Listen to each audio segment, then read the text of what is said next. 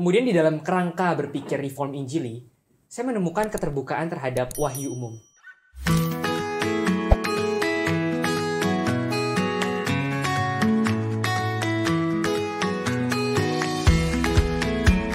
STTRI dikenal sebagai seminari Injili dengan kualitas akademik yang bermutu karena pengajar-pengajar yang berkualitas. Selain itu, penekanan terhadap pembentukan karakter yang unik karena menekankan kemandirian dan kematangan spiritual menjadi alasan saya memilih STTRI. Secara pastoral, STTRI juga memberikan pembekalan dan pelayanan konseling yang sangat bermanfaat untuk kehidupan pribadi maupun pelayanan.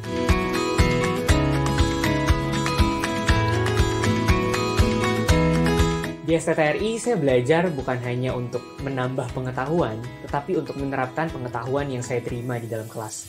Artinya, saya diajarkan dan juga didorong untuk menghidupi apa yang sudah saya pelajari.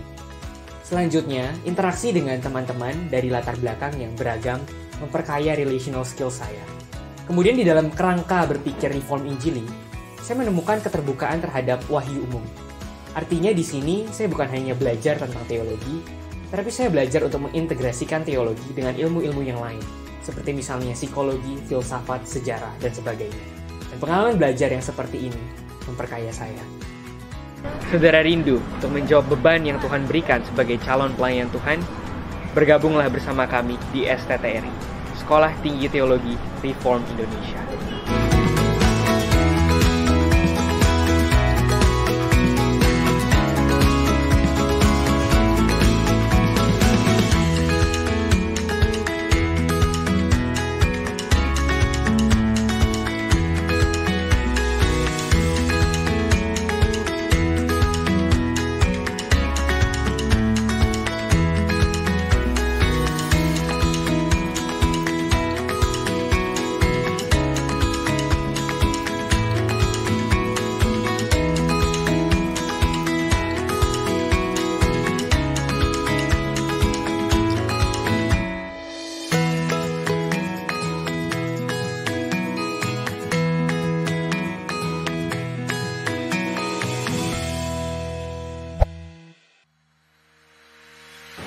Shalom Bapak Ibu Saudara-saudari dalam Kristus. Kami rindu memperkenalkan sebuah inisiatif baru dari STTRI Reform Indonesia, Coram Deo Worship Center and Studies. Pusat pendalaman dan pengembangan pelayanan ibadah Coram Deo adalah wujud pengabdian masyarakat salah satu tridharma perguruan tinggi. Melalui pelayanan ini, kami rindu mengajak umat Nasrani menghayati bahwa penyembahan mencakup seluruh aspek hidup. Karena tidak ada yang tersembunyi dari hadirat Tuhan. Itulah Coram Deo, Before the Presence of God. Ada 3 pelayanan utama. Yang pertama, seminar Lokakarya Pieta. Tujuannya adalah untuk memperlengkapi komunitas Kristen mendalami esensi penyembahan. Kami percaya pendalaman ibadah adalah esensi transformasi gereja. Yang kedua, Worship 360. Pelayanan sosial media ini akan diarahkan untuk membagikan sumber-sumber pendalaman dan pengayaan ibadah Kristen. Ketiga, konsultasi pelayanan ibadah.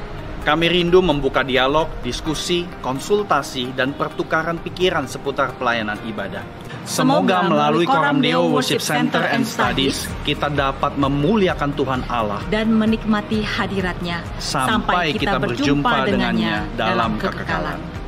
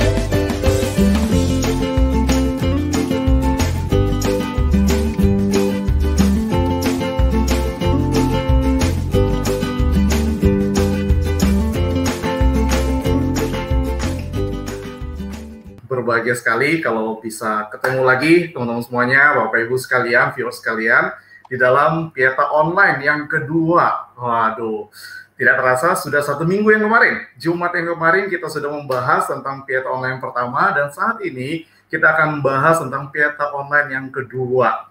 Nah, Bapak Ibu sekalian, teman-teman semuanya, sebelum kita lebih lanjut lagi, mari saya ngajak kita untuk membuka di dalam doa. Mari kita berdoa bersama-sama.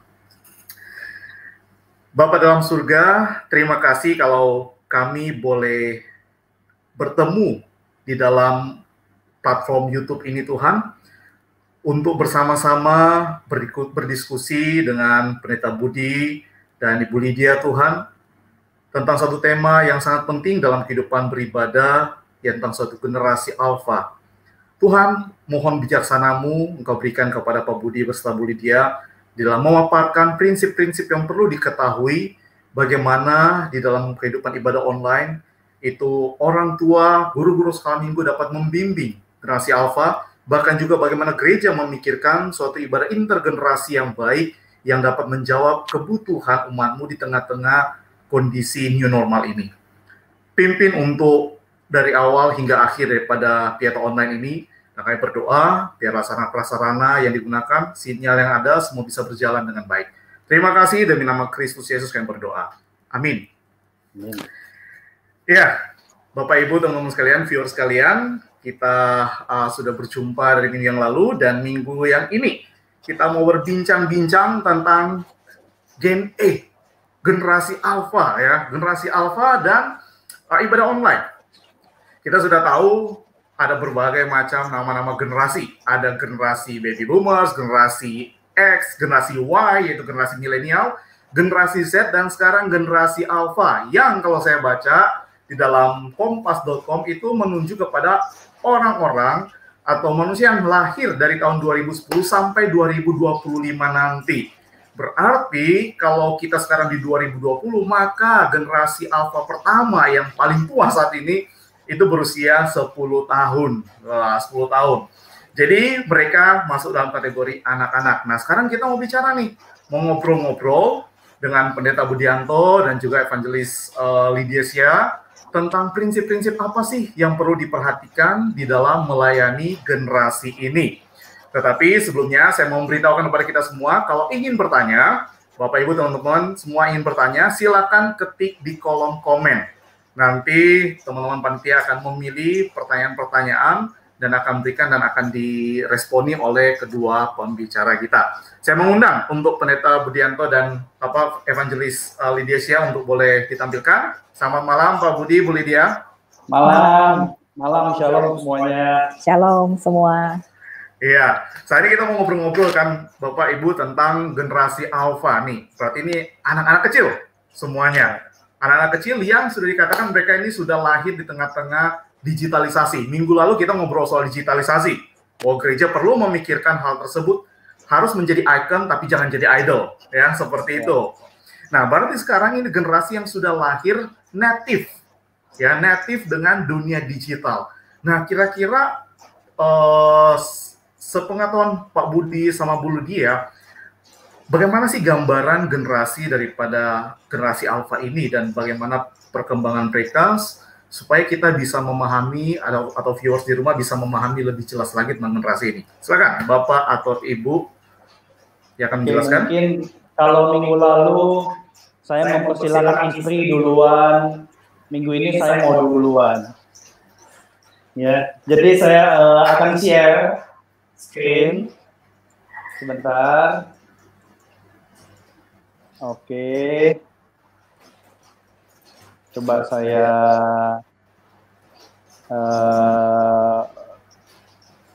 play slide-nya. Oke, bisa dilihat ya.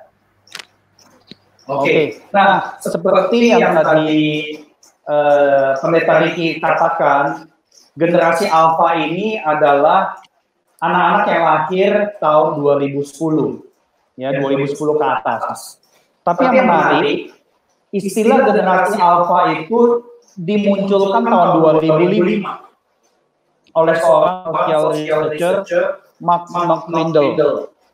Nah, istilah alpha muncul berdasarkan survei Ya, jadi dia nyebarin survei apa sih generasi yang tepat disebut. Nah, muncullah generasi alfa. Nah, seperti yang tadi Saudara Niki katakan, mereka ini digital native sehingga disebut juga sebagai Glass Generation. Jadi social network dan kemudian social networking-nya ini terjadi secara digital semuanya. Dan kemudian tentu sahabatan atau pertemanan yang diperoleh yang dilakukan oleh generasi ini adalah pertemanan berdasarkan digital. Ya, jadi ini satu hal yang sangat menarik sekali. Jadi kehidupan sosial network mereka banyak berkaitan berteman dengan lewat digital, bahkan kemungkinan besar biro jodoh online akan makin banyak nih, ya. Tetapi negatifnya juga ada digital bullying terjadi dan sebagainya. Nah, tetapi yang luar biasa daripada generasi ini adalah mereka punya exposure yang luas sekali, jadi mereka sangat haus dengan pengetahuan dan mereka banyak tahu, ya, banyak informasi. Jadi mereka bisa cari jawaban dari Google Search itu gampang sekali. Dan tentu dengan adanya digital dan kemudian social networking, mereka adalah generasi yang sangat visual. Mereka sangat mementingkan visual sekali. Nah, jadi ini secara garis besar lah, ya, gambaran mengenai generasi tersebut. Dan tentu orang tuanya juga sangat penting sekali. Nah, ini bagian ini saya serahkan kepada Ibu Lidian. Orang tua daripada para generation alpha ini adalah para millennials, ya, yang lahir tahun 1981 sampai 1996. Ketika mereka hidup ataupun lahir, itu mereka menghadapi krisis ekonomi dan juga internet explosion. Sehingga kalau para orang tua, yaitu para millennials ini tidak terbiasa mencerdiki dunia digitalisasi, maka mereka juga akan menggiring anak-anak mereka, generasi alpha ini tergiring dan kemudian ikut-ikutan di dalam dunia digitalisasi tanpa tahu bagaimana memanfaatkannya dengan bijak. Nah, karena itu kita akan melihat bagaimana apa yang sebenarnya dibutuhkan oleh generasi alpha. Tadi Pak Budi ada menyebutkan bahwa dunia alpha itu berkaitan dengan digital, social network, global, dan visual. Maka apa yang dibutuhkan oleh generasi alpha, saudara sekalian, kita akan harus memberikan yang pertama digital discernment. Kalau dunia mereka adalah dunia digital, maka sebagai orang tua, sebagai guru sekolah minggu, sebagai seniors, kita harus menolong generasi alpha ini untuk mencerdiki dunia digitalisasi.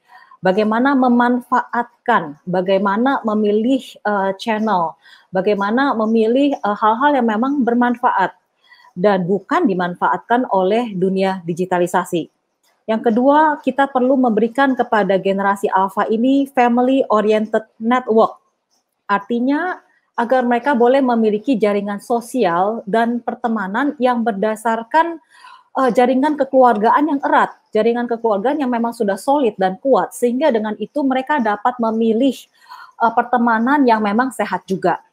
Yang ketiga adalah global learning, ya. Kita tidak dapat menghindari mereka daripada kehidupan yang global, tetapi kita dapat mendampingi mereka bagaimana mereka menggunakan perspektif global itu justru untuk membaca zaman dan meresponi zaman.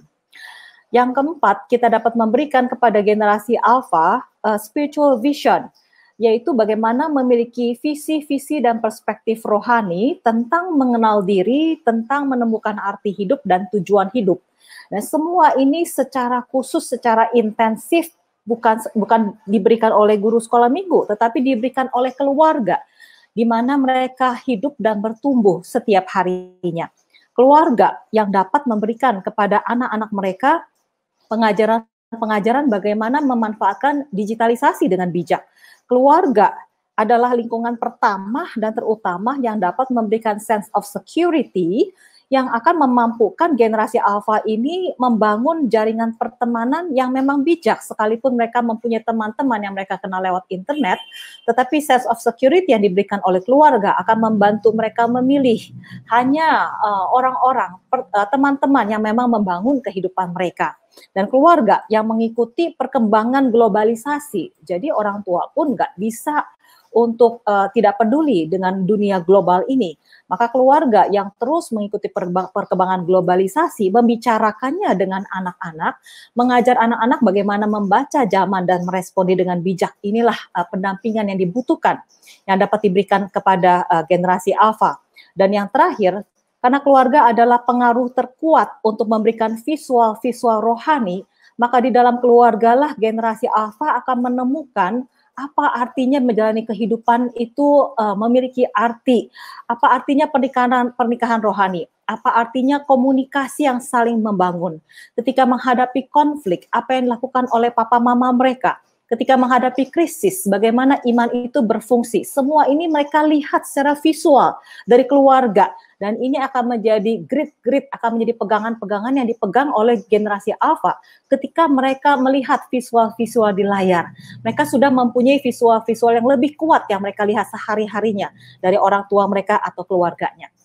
Jadi, singkatnya, Ricky dan Pieta Onliners, generasi alfa membutuhkan keluarga yang mampu memperlengkapi mereka hidup dalam dunia digitalisasi. Iya, sekian dari saya, Ricky.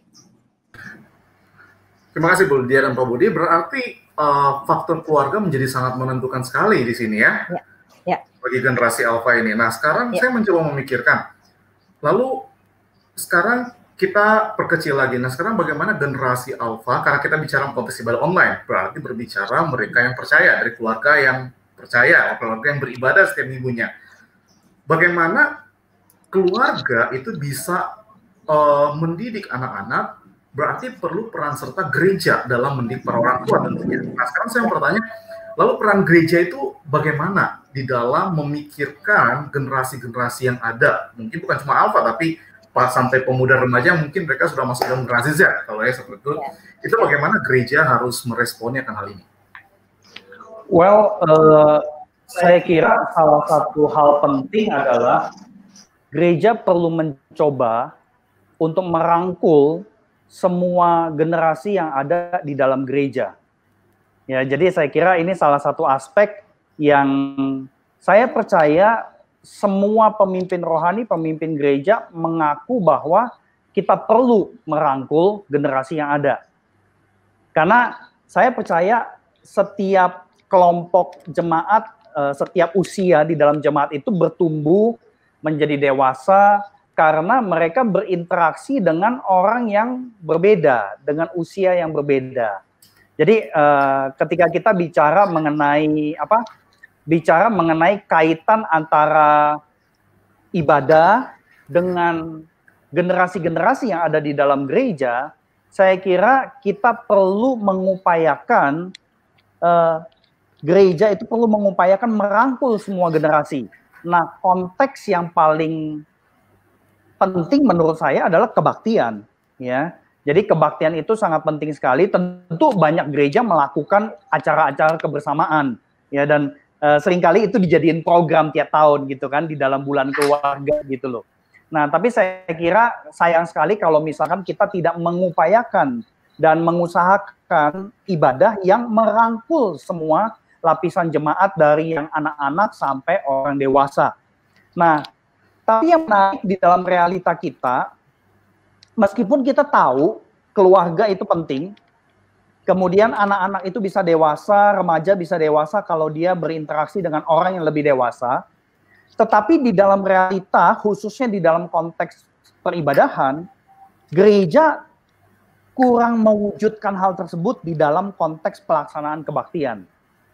Jadi kita semua tahu kita perlu merangkul satu sama lain, tetapi karena merangkul dan bikin ibadah yang mencakup semua lapisan itu memang menjadi sebuah tantangan, tidak mudah, akhirnya kita pilih cara yang dalam tanda petik lebih baik damailah daripada nanti remaja nggak mau, anak-anak nggak cocok, dianggap tidak mengerti dan sebagainya, udah ambil jalan damai aja dah. Akhirnya ya udah terjadilah fragmentasi ibadah ke dalam berbagai kategorial komisi. Nah, jadi saya kira ini satu hal yang perlu kita perhatikan sih, supaya bisa terjadi bahwa pemahaman kita, keyakinan kita bahwa gereja itu perlu merangkul semua lapisan jemaat, keperluan itu, perlunya rangkulan itu butuh diwujudkan di dalam konteks peribadahan. Dan kita punya standar dalam pengajaran firman Tuhan itu penting sekali dan banyak sekali sebenarnya. Jadi saya akan coba share lagi beberapa dari saya tidak akan share terlalu banyak mengenai dasar-dasar firman Tuhan. Ya, mengenai pelaksanaan daripada ibadah yang merangkul semua lapisan jemaat. Jadi misalkan kita ambil contoh, Tuhan Yesus itu mengajar di tengah keberadaan anak-anak, bahkan melibatkan anak-anak, dan anak-anak menjadi contoh buat orang dewasa. Ya, Markus 9 ayat 37 nanti Pak Riki dan Bapak Ibu sekalian bisa membaca. Tuhan Yesus pakai istilah menyambut seorang anak. Barang siapa menyambut seorang anak seperti ini dalam namaku, nama Yesus, ia menyambut aku. Nah, kata menyambut ini kan aktif ya. Berarti Tuhan Yesus itu adalah pro anak-anak dalam kerajaannya. Kerajaan Allah tidak memandang anak-anak sebagai gangguan ataupun sebagai beban. Ya, jadi saya kira ini penting sekali. Karena untuk bisa merangkul dari anak-anak sampai orang usia lanjut di dalam kebaktian, itu banyak sekali tantangannya. Nah, tetapi Tuhan Yesus di dalam Injil Markus juga melakukan penyembuhan, mujizat, itu banyak berhubungan dengan anak-anak. Ya, jadi ini satu hal yang penting sekali. Nah, kemudian Paulus di Efesus 2 ayat 13-16 itu menegaskan bahwa gereja adalah covenant family of God, keluarga gitu ya. Jadi gereja itu bukan penyedia barang dan jasa religius berdasarkan target market usia. Ini kan pemikiran yang lazim sekali dipakai di dalam dunia marketing dan sales. Ada target market. Ya, tapi Efesus 2 ayat 13-16 menegaskan Tuhan Yesus mati buat merubuhkan tembok pemisah ya antara dua golongan supaya bisa mengintegrasi dua pihak jadi satu manusia baru dalam dirinya. Jadi integrasi ini yang menurut saya harus terjadi pertama-tama dalam konteks peribadahan. Karena surat Efesus juga mengatakan di pasal 1 ayat 3-14 bahwa tujuan hidup orang percaya adalah doksologi. Ya, doksologi adalah hidup yang memuji, memuliakan Allah, atau hidup menyembah Tuhan. Jadi, hidup menyembah Tuhan, hidup yang menyembah secara kristosentris, saya kira perlu mewujudkan apa yang Paulus nyatakan mengenai esensi daripada kematian Tuhan Yesus. Menyatukan dua pihak, ya, dalam hal ini orang Yahudi, non-Yahudi, dan tentu ini bisa berlaku untuk fragmentasi lainnya, kubu-kubu lainnya. Bukan cuma di Efesus, di Galatia juga Paulus ngomong hal yang serupa. Jadi Galatia di sini menyatakan bahwa ada satu bukti bahwa kita yang percaya itu sudah betul-betul mengenakan Kristus. Buktinya apa? Terintegrasi menjadi satu di dalam Kristus Yesus. Nah, kalau kebaktian gereja diadakan hanya untuk orang dewasa, atau hanya untuk anak-anak, atau hanya untuk kaula muda, berarti kita lebih ikuti sifat kemanusiaan kita yang berdosa dan maunya bersekutu sama orang-orang yang sama dengan kita. Ya, jadi saya kira ini satu dasar firman Tuhan yang luar biasa sekali. Dan tentu secara teologis juga ada seorang teolog reform nih yang mengatakan demikian. Kalau kita menolak anak-anak dari ibadah, maka itu menjadikan gereja sebagai klub untuk warga negara elit, bikin benteng, bahkan gereja itu cuma jadi sekolah buat para intelektualis. Oleh karena itu kita jangan meremehkan, ya, jangan meremehkan bahwa anak-anak nggak ngerti lah kalau ikutan ya, kebaktian bersama dengan papa mamanya, bersama dengan orang-orang besar lainnya gitu loh. Kalau kita meremehkan anak-anak, saya khawatir tanpa sadar kita meremehkan karya Roh Kudus yang bisa bekerja di dalam hati setiap manusia. Jadi saya kira ini satu hal yang sangat-sangat krusial sekali. Dan ini sebelum yang terakhir, secara sejarah juga dua orang ini, Holly Allen sama Kristen Ross, mengatakan bahwa di dalam sepanjang sejarah gereja, mayoritas pertemuan dan pelayanan itu terjadi sebagai intergenerasi. Nah, tentu ada orang-orang tertentu yang tidak pakai istilah intergenerasi ya. Ada yang pakai multigenerasi. Nah, saya nggak mau memperdebatkan istilah tersebut. Intisarinya adalah perlu ada ibadah, pelayanan, bahkan pemuritan yang juga melibatkan anak-anak dan kaula muda. Jadi intergenerasi ini menjadi sesuatu yang penting sekali. Karena gereja adalah covenant family of God. Nah, ini dasar yang paling basic banget. Karena gereja adalah keluarga, maka gereja sebagai keluarga itu tidak bisa terjadi hanya lewat program tahunan. Bulan keluarga, outing, kebersamaan, lomba masak, lomba olahraga, lomba nyanyi, dan sebagainya.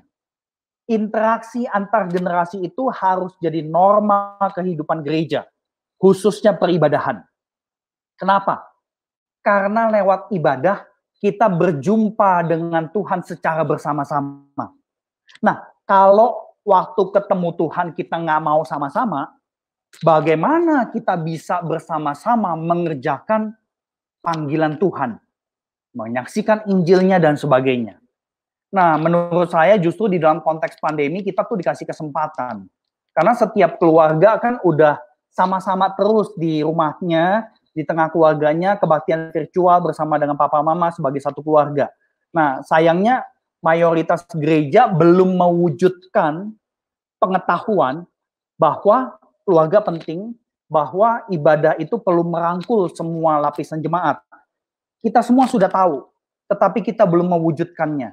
Karena mindset integratif itu yang belum betul-betul menyerap, terpenetrasi dalam batin kita sebagai pemimpin rohani. Ya, akhirnya anak-anak jadi kurang perhatian. Jadi saya kira kurang lebih seperti itu ya Ricky ya. Semoga bisa memberikan masukan buat kita semua. Ya, terima kasih. Terima kasih Pak Budi. Satu catatan yang menarik di sini dikatakan bahwa gereja bukan penyedia barang dan jasa religius berdasarkan target market, ya, target market. Karena apa? Karena gereja adalah keluarga Allah. Nah, mungkin itu hal yang perlu dipikirkan oleh gereja dalam memikirkan ibadah intergenerasi ini. Nah, Bu Lydia, saya tertarik nih, memikirkan kalau gereja sebagai keluarga Allah, itu kan berbicara tentang sejarah, ya, tentang sejarah ibadah, tidak bisa lepas bagaimana kehidupan di orang Israel di Alkitab beribadah.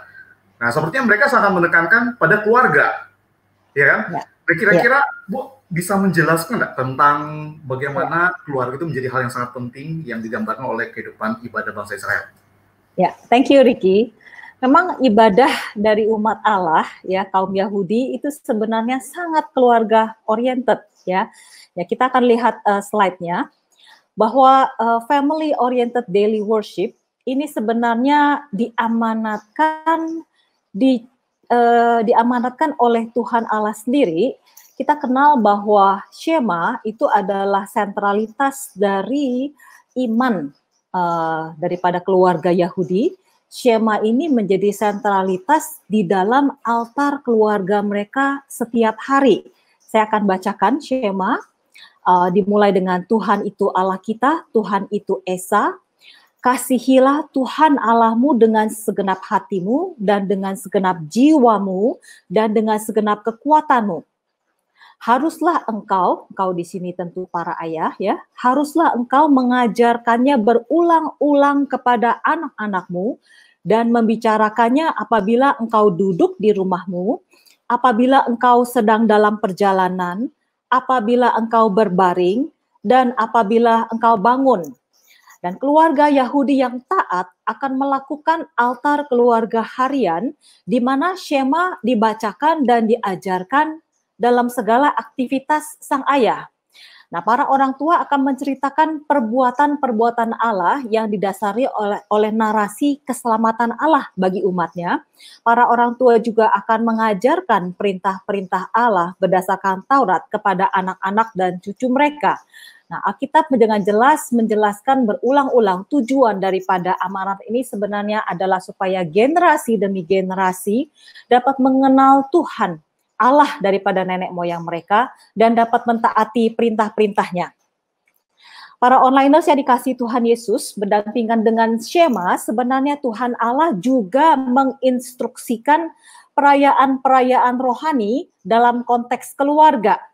Kita lihat slide selanjutnya. Yang pertama itu adalah sunat, ya, itu adalah perayaan rohani dalam konteks keluarga. Lalu kemudian perayaan Paskah, kalau kita lihat di dalam Keluaran 12, itu berlangsungnya terjadinya di rumah-rumah. Rumah-rumah, di dalam setiap rumah ada seekor domba yang akan dipotong dan darahnya akan dibubuhkan di pintu rumah, ya. Lalu kemudian perayaan roti beragi dan dedikasi anak sulung itu juga terjadi di rumah tangga. Dan ibadah Sabat mereka melakukan di bait suci dan kemudian di rumah. Jadi itu juga ibadah Sabat mereka itu juga weekly, tiap minggu, ya. Nah, Mishnah, yaitu catatan pengajaran oral Yahudi, mencatat bahwa Sabat itu adalah perayaan makan keluarga yang penuh dengan kegembiraan. Nah, tidak hanya itu, Riki. Tuhan Allah juga memanggil keluarga untuk beribadah, tidak hanya di dalam konteks keluarga, tapi juga di dalam konteks kebaktian umum, ibadah raya. Kita lihat slide selanjutnya. Family-oriented public worship ternyata adalah desain dan perintah Allah. Nah, tentunya saudara dapat membaca teks ini ya secara lengkap dalam waktu pribadi, tetapi di sini saya hanya akan mempresentasikan intisarinya saja. Di dalam Ulangan 12, Allah memerintahkan umat Yahudi untuk beribadah bersama seisi keluarga. Ke tempat yang dipilih Tuhan Allahmu harus kamu bawa korban bakaran, kamu harus bersukaria, kamu dan seisi rumahmu, anakmu laki-laki dan anakmu perempuan. Ulangan 16 ayat 10 dan 11 juga mencatat perintah untuk merayakan hari raya 7 minggu bersama keluarga. Ini adalah public worship. Haruslah kamu merayakan 7 minggu bagi Tuhan Allahmu. Haruslah engkau bersukaria di hadapan Tuhan Allahmu, engkau ini dan anakmu laki-laki dan anakmu perempuan. Ulangan 16 dan Ulangan 31 juga mencatat perintah untuk merayakan Hari Raya Pondok Daun. Ini juga public worship bersama keluarga. Hari Raya Pondok Daun, apabila seluruh orang Israel datang menghadap Tuhan Allahmu, haruslah engkau membacakan hukum Taurat di depan seluruh orang Israel, laki-laki, perempuan, dan anak-anak. Demikian pula Yoel 2 berisi panggilan untuk melakukan ibadah puasa dan pertobatan. Ini adalah ibadah raya, tetapi dilakukan bersama keluarga. Dikatakan adakanlah puasa yang kudus, maklumkanlah perkumpulan raya, kuduskanlah jemaah, himpunkanlah orang-orang yang tua, kumpulkanlah anak-anak, bahkan anak-anak yang menyusu. Jadi ibadah puasa dan pertobatan itu mereka tidak membiarkan bayi-bayi itu di rumah. Mereka juga mengajak anak-anak dan bayi-bayi berkumpul sebagai keluarga. Dan 2 Tawarik 15 ayat 8-15 mencatat Raja Asa mengadakan ibadah pembaruan janji kesetiaan umat Allah, itu pun melibatkan dewasa dan anak-anak. Jadi di sana mereka berkumpul di Yerusalem mengadakan perjanjian untuk mencari Tuhan, setiap orang baik anak-anak atau orang dewasa, baik laki-laki atau perempuan yang tidak mencari Tuhan harus dihukum mati.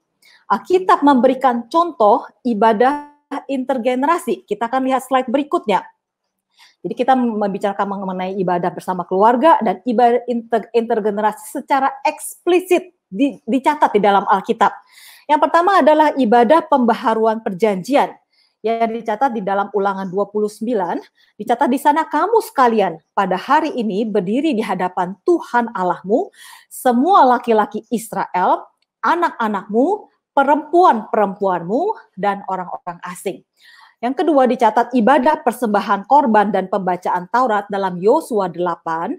Dicatat tidak ada sepatah kata pun yang tidak dibacakan oleh Yosua kepada seluruh jemaat Israel dan kepada perempuan-perempuan dan anak-anak dan kepada pendatang yang ikut serta. Catatan yang ketiga adalah ibadah menghadapi perang yang dicatat dalam 2 Tawarikh 20. Dicatat di sana seluruh Yehuda berdiri di hadapan Tuhan, juga segenap keluarga mereka dengan istri dan anak-anak mereka. Ibadah menghadapi perang, saudara sekalian. Sekali lagi, anak-anak tidak ditinggal di rumah, tetapi dibawa berdoa bersama-sama. Kemudian kita juga melihat ibadah pengakuan dosa dicatat di dalam Ezra. Sementara Ezra berdoa dan mengaku dosa sambil menangis dan bersujud di depan rumah Allah, berhimpunlah kepadanya jemaah orang Israel yang sangat besar jumlahnya, laki-laki, perempuan, dan anak-anak. Orang-orang ini menangis keras-keras. Jadi ibadah pengakuan dosa itu juga ikut semua anak-anak ya. Lalu kemudian kita melihat catatan selanjutnya ibadah pengikatan perjanjian dengan Allah dalam Nehemia 10. Dicatat di sana bahwa segala orang yang memisahkan diri dari penduduk negeri untuk patuh kepada hukum Allah, serta istri mereka, anak-anak lelaki, dan anak-anak perempuan mereka semua bersumpah kutuk untuk hidup menurut hukum Allah. Dan yang terakhir catatan di dalam Nehemia 12 adalah mengenai ibadah pentahbisan tembok Yerusalem. Dicatat di sana pada hari itu mereka mempersembahkan korban yang besar. Mereka bersukaria karena Allah memberi mereka kesukaan yang besar. Juga segala perempuan dan anak-anak bersukaria sehingga kesukaan Yerusalem terdengar sampai jauh. Nah, sampai bagian ini kita dapat menyimpulkan bahwa family oriented daily worship, ibadah harian dalam keluarga, altar keluarga harian, maupun ibadah publik ya yang berorientasi pada keluarga, family oriented public worship, semua ini ada di dalam Alkitab dan merupakan perintah dan desain dari Allah sendiri. Pieta onliners yang dikasihi Tuhan Yesus, dalam pelayanannya kita juga menemukan bahwa Yesus juga dikerumuni oleh para fans, orang banyak yang tidak hanya terdiri dari laki-laki, tetapi juga meliputi perempuan dan anak-anak. Dan sangat menarik bahwa kita akan menemukan ada dua catatan ketika Jesus fans ini sedang berkumpul, anak-anak itu bukan gangguan, anak-anak itu bukan berfungsi sebagai tambahan ataupun tambelan, bukan sebagai penonton, tetapi anak-anak ini ternyata mempunyai fungsi yang penting sebagai instrumen daripada penggenapan pekerjaan Allah. Pada catatan yang pertama, dalam peristiwa orang banyak mendengarkan khotbah Yesus secara intens ya. Di dalam catatan ini ya ada yang dicatat sampai berhari-hari, selama 3 hari mereka mengikuti Yesus. Matius menuliskan jumlah 5.000 laki-laki, dan catatan yang kedua, peristiwa yang kedua adalah 4.000 laki-laki. Matius mencatat bahwa jumlah ini tidak termasuk perempuan dan anak-anak. Berarti perempuan dan anak-anak juga ikut mendengarkan khotbah dan pengajaran Yesus secara intens berhari-hari, saudara sekalian. Dan sangat menarik bahwa Yohanes mencatat bahwa peristiwa extraordinary itu, mujizat yang dirayakan dan diceritakan sepanjang zaman sampai hari ini selama 2000 tahun, itu terjadi karena ada seorang anak yang memberikan bekalnya untuk dipakai Yesus memberkati ribuan orang. Pada catatan yang kedua adalah mengenai kerumunan orang banyak yang menyambut Yesus masuk ke Yerusalem, yang menyerukan Hosana bagi anak Daud, diberkatilah dia yang datang dalam nama Tuhan, Hosana di tempat yang maha tinggi. Nyanyian daripada orang banyak ini ternyata kemudian menjadi contoh, menjadi model yang diimitasi oleh anak-anak di dalam bait Allah. Pujian daripada orang banyak ini digemakan kembali oleh anak-anak dalam bait suci, saudara sekalian. Anak-anak berseru Hosana bagi anak Daud, ini membuat jengkel para musuh, ya, membuat jengkel para imam dan ahli Taurat. Namun kita melihat bahwa Matius mencatat pujian anak-anak ini justru menggenapi kitab suci. Di dalam Mazmur 8 ayat 3 dikutip oleh Tuhan Yesus bahwa dari mulut anak-anak justru Allah membungkamkan para musuh dan pendendam. Ricky dan para onliners yang dikasihi Tuhan Yesus, kita bertanya, apa mungkin kebaktian itu merangkul anak-anak? Kita harus bertanya kembali, bukankah Yesus menempatkan seorang anak di tengah-tengah murid-muridnya? Bukankah Yesus menyatakan anak-anaklah yang empunya kerajaan Allah? Yesus sendiri berpartnership dengan anak untuk mengajar orang dewasa mengenai kerendahan hati. Yesus sendiri berpartnership dengan anak untuk mengerjakan pekerjaan kerajaan Allah, memberi makan 4.000, 5.000 orang, bahkan untuk menggenapi perkataan kitab suci, untuk membungkam para musuh. Jadi kita tidak pernah tahu bahwa Allah sangat suka anak-anak berada di dalam kerumunan pertemuan-pertemuan rohani. Dan Allah ingin menggunakan anak-anak itu justru untuk melaksanakan apa yang merupakan perkara kerajaan Allah. Untuk menggenapkan pekerjaan-pekerjaan yang dikehendakinya. Singkatnya Ricky, kerumunan intergenerasi laki-laki, perempuan, dan anak-anak itu adalah sesuatu yang kita lihat sepanjang PL dan PB, itu adalah sesuatu yang ternyata common. Suatu situasi kondisi yang umum di dalam pertemuan-pertemuan rohani daripada umat Allah. Sampai sini, Ricky. Terima kasih Bu Lydia. Wow. Ya, itu penjelasan yang wow sekali menurut saya. Karena sebuah ironis ya Bu, ketika orang-orang dewasa itu merasa sulit kalau anak-anak itu join untuk beribadah dengan mereka, Alkitab justru menunjukkan Yesus ngajarin banyak orang dewasa justru dengan anak-anak. Itu rada ironis, tetapi kenyataan yang terjadi justru di gereja-gereja yang gereja-gereja harus memikirkan banyak hal tentang hal ini ya. Dari keluarga Tuhan perintahkan untuk macam pada anak-anak dan bergerak, bukan cuma Shema tapi ada perayaan-perayaan, dan bahkan perayaan-perayaan ternyata perayaan Paskah yang kita selalu pikirkan akbar, semua itu ternyata dimulai dari keluarga. Wow, ada begitu banyak perayaan yang dalam kekristenan itu sebenarnya dimulai dari keluarga dan nanti ke publik juga ya, ke publik, karena publik.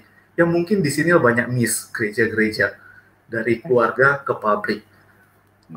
Mungkin kita bisa perdalam lagi itu nanti ya terkait dengan hal ini. Tapi menarik tentang ibadah intergenerasi ya, ibadah intergenerasi. Nah, kira-kira ada manfaatnya nggak sih? Benefit apa daripada ibadah intergenerasi ini? Pak Budi atau Bu Lydia, silakan. Mungkin saya berbagi sedikit, tapi sebelum saya berbagi ke benefit itu ya, apa yang tadi Ricky dan saudara-saudari yang melihat lewat YouTube itu mendengar penjelasan barusan, sebenarnya apa yang dibagikan itu hanya sekelumit dari apa yang kita coba pelajari di dalam konteks MTH Ibadah Pelayanan Gereja di STT Reform Indonesia. Dan semua pembelajaran itu banyak menyoroti perjanjian lama khususnya. Nah, ini satu aspek di dalam kehidupan gereja dan juga perlengkapan banyak hamba Tuhan, pemimpin gereja yang mungkin perlu dipertimbangkan ulang.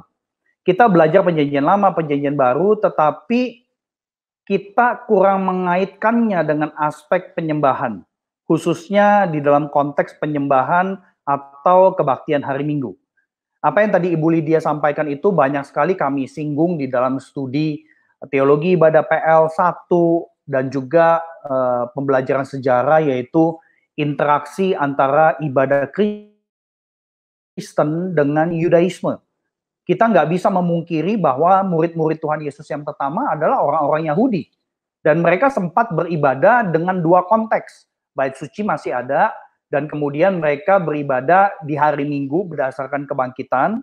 Dan banyak sekali kompleksitas yang kita pelajari di dalam interaksi ibadah Kristen dan juga Yudaisme di dalam studi MTH Ibadah. Jadi semoga saudara-saudari yang ada Tuhan panggil untuk memperlengkapi diri lebih lagi, bisa ya paling tidak apa yang tadi disampaikan itu bisa menjadi taste sedikit ya, mencicipi sedikit. Belajar ibadah tuh belajar apa sih? Nah, itu yang tadi diungkapkan Ibu Lydia itu banyak sekali. Saya juga bersyukur sekali kita bisa dengar malam ini. Nah, mengenai benefit daripada kebaktian intergenerasi atau ibadah yang mengintegrasi semua lapisan jemaat, benefitnya sebenarnya banyak. Cuma memang benefit ataupun keuntungan ini tidak langsung kelihatan dalam setahun, 2 tahun. Apalagi kalau sebelumnya gereja tidak pernah melakukan kebaktian gabungan seluruh keluarga ya. Tetapi kalau sudah pernah mungkin setahun sekali, saya kira hasil atau buah pertumbuhan bisa dilihat tidak langsung di tahun kedua. Karena benefit-benefit ini perspektifnya itu jangka panjang untuk kehidupan gereja. Jadi saya kira ada beberapa benefit yang saya bisa bagikan, izinkan saya sharing lagi untuk PowerPoint-nya. Benefit yang pertama itu jelas sekali jemaat itu makin diberkati oleh keragaman karunia rohani. Kita tidak bisa asumsi bahwa anak-anak tidak punya karunia rohani. Kita mesti ingat anak-anak di dalam keluarga Kristen adalah covenant children. Ya, anak-anak yang sebenarnya sudah berada di dalam anugerah Allah. Ya, cuma mereka memang belum sampai pada mengakui secara pribadi. Jadi saya kira itu yang pertama, dan saya menyaksikan ini sendiri di dalam konteks saya dan Ibu Lydia pelayanan pada saat kami pelayanan pastoral. Terus yang kedua, benefit yang terkait dengan bertumbuhnya rasa memiliki atas gereja Tuhan. Nah, saya juga banyak dengar, khususnya ini terjadi di gereja-gereja besar gitu ya, walaupun ya mungkin gereja kecil juga terjadi. Di tengah-tengah kita ibadah, di tengah pandemi, ibadah virtual, ternyata banyak jemaat yang jalan-jalan lebih banyak. Ya, ikut kebaktian online-nya, kebaktian online gereja lain. Nah, kemungkinan besar karena ini tidak ada rasa memiliki terhadap gereja sendiri. Nah, menurut saya kebaktian intergenerasi itu bisa memfasilitasi, menguatkan sense of belonging terhadap gereja lokal. Karena saya percaya begini, jemaat yang merasa gereja peduliin keluarganya, biasanya dia akan peduliin gereja sebagai keluarganya. Nangkap ya? Jadi jemaat yang merasa gereja perhatiin keluarganya, maka biasanya jemaat itu akan menjadikan gereja sebagai keluarganya. Jadi sense of belonging itu malah meningkat sebenarnya dengan adanya kebaktian intergenerasi. Dan kemudian yang ketiga, kebaktian intergenerasi itu sebenarnya juga bisa merangkul jemaat, bahkan menolong mereka yang bergumul dengan keluarganya sendiri. Dan kita tahu mungkin saja ada remaja-remaja yang tidak cocok dengan keluarganya, dari broken family. Ketika dia melihat di gereja itu begitu hangat, ya, menjadi keluarga, itu bisa menjadi sebuah pertolongan buat mereka. Ya, jadi saya kira ini satu hal yang saya pun alami juga, dan di dalam studi-studi sosial dan pastoral, salah satunya oleh Pendeta Joseph Hellerman, dia mengatakan bahwa pelayanan intergenerasi juga menolong orang tua supaya mereka tidak merasa sendirian dalam melaksanakan tanggung jawabnya. Nah, dalam konteks gambaran yang lebih praktis, ini yang pernah kami alami gitu ya. Jadi pada saat kebaktian intergenerasi dilakukan, ada orang tua yang ngelihat bahwa teman anaknya ternyata juga aktifnya luar biasa. Akhirnya orang tua yang anaknya aktif ini cari orang tua yang lain terus ngobrol. Kemudian mereka saling bertemu dan mereka akhirnya bisa saling menolong bagaimana mengarahkan anak yang hyperaktif seperti itu. Ya, jadi ini saya kira benefit yang ketiga. Yang keempat, tentunya dengan ada kebaktian intergenerasi, orang tua dapat tantangan rohani. Dan saya percaya begitu dapat tantangan rohani, setiap orang tua akan mengalami pertumbuhan.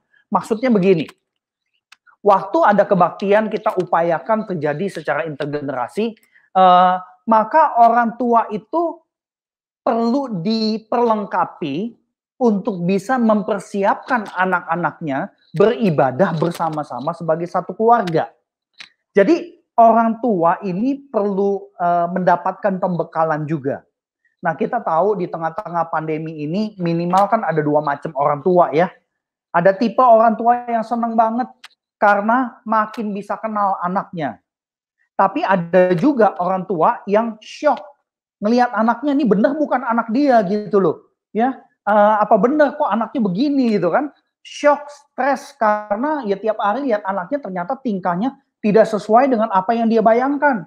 Karena selama ini tuh semuanya dilempar ke sekolah sama mungkin sekolah minggu gitu ya.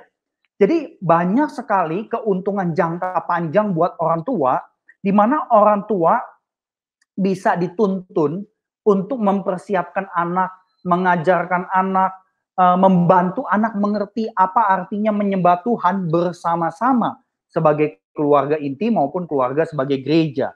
Jadi saya kira kebaktian intergenerasi itu sudah mengajar orang dewasa ya, dan bisa mengajar jemaat lain yang tidak punya anak supaya tidak menganggap anak-anak jadi gangguan. Jadi itu yang keempat. Yang kelima, gereja bisa menyatukan sumber daya.